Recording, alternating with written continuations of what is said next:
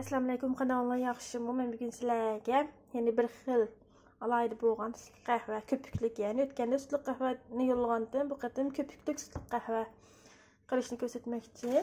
Bunun biz aldı bilan 2 qo'shiq atrofida o'zining qo'shig'i chiqdi buning.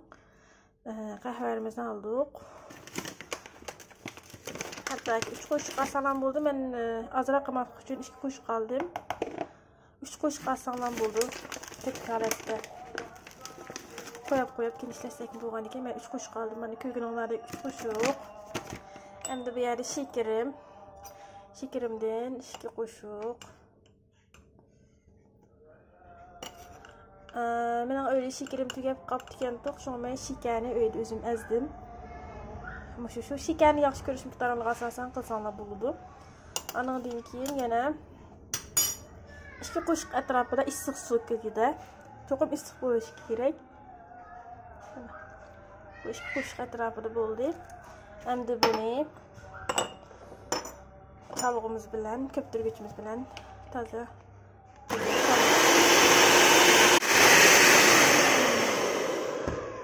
Mana men sütümni bu holatda chirib oldim. Endi bu mikserning uchini chayqib etib, sütni isitib olaman. Cho'qim issiq bo'lishi kerak. Azroq sütni elib, o't qo'yib o'choqda isitib olaman. Mana men o'choqda isitib oldim bu sütni. Ama isish jarayonida atroflarga bu qachida kuyib ketdi ekan zaten, shunda bo'lib qoldi. Endi men buni bu köptirgichim buning bilan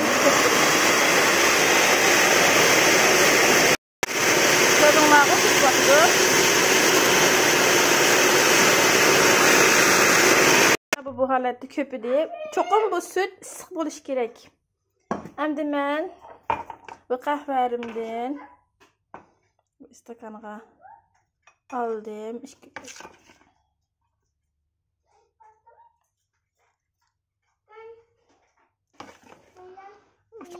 atrofida ko'rdinglarmi? Bu holatda aldım. Endi ustiga bu sütümden köpüğü yo'q tarafidan azroq qo'shiqda men uchun tutib olish orqali qo'shiqda andan to'kma.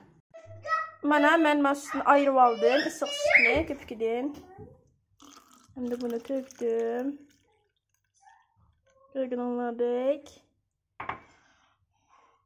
Endi buning ustiga ko'rdinglar, sütning köpüğü.